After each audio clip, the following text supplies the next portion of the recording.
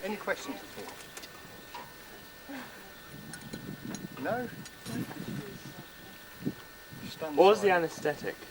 We had ether or chloroform. Today we're using ether. Like the one that you soak in the padded wool and then you put over the mouth? Yeah, what we do, we just lay a piece of cloth or something over the mouth and just drip a few bits of chloroform, ether on top. And then we'll be playing. And if it starts to come round, a few more drops. After all this had been happening to people, the person who was coming to like get amputated on, did he know that all this would be done to him while he was out? He would have a good idea of what's going on. Yeah. He would not Need be some good happy. convincing. Yeah. There's two good things going for me. First of all, if you get hit by a bullet, especially these big heavy ones, you get a numbness. You haven't got instant pain. It's not or anything like that. It will go numb that area. Plus shock will numb it. And that's true today as well as in those days, because I was spoken to people who've had bullet wounds. The other thing is the assistant surgeon, not the one who's training, my real assistant surgeon, he's out on the battlefield. He's doing what you could say first aid, minor patching up, and then he'll send the major ones back to me. Anyone who's in real pain, he'll give them some laudanum then, so that deadens the pain. So when they arrive here, you don't get much shouting, screaming. Most of these hospital sites will be fairly quiet. You've got the bustle of the camp with everything else going on, but the actual patients, they aren't shouting and hollering. A lot of it is fear as well. They know what's going to happen. And if you have a big major battle, you're going to have piles of limbs 4, 5, 6 foot high. And they will have seen them and they'll have heard about them. Any other questions, anyone?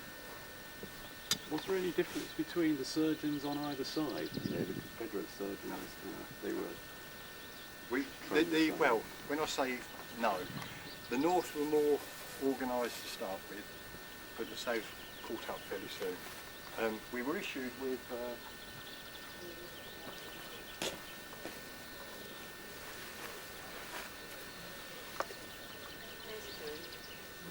if you remember, I'm a normal sort of country doctor, GP is these days. So I've been used to things like broken arms, broken legs, cuts and things like that. Major surgery, I wouldn't have had much to do. So we were issued with a book. And believe it or not, this book has got everything in here you'd want to know about surgery. And if there's something I didn't know, this is my Bible. I'd have learned all about this.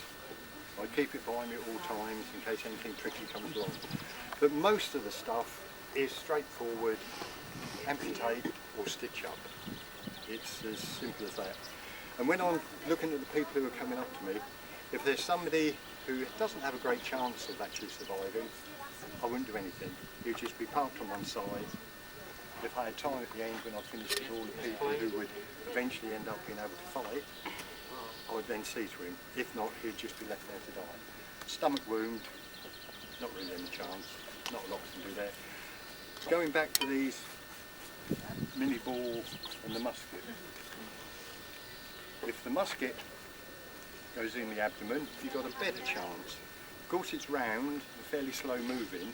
It will tend to, it's happening in a blink of an eye, but it will tend to push the intestines and everything aside. If this thing goes in, it just cuts through and mangles and mashes everything. That's why they were so deadly. But either way, stomach wound, just be left to see what happens. Head wound, if it's a glancing blow, yeah, be probably all right. If it's actually shattered the skull, not a lot of chance. My first task is to get people back for active duty and to only operate on people that I know stand a chance of success.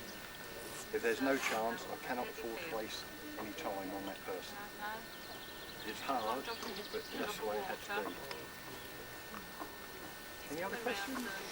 How much sort of ID and records were there for the family back home to find out what's happened to someone? Right, if you belong to the North, you had plenty of ID and records, because what happened at the end of the war, the North destroyed practically all the records of the South.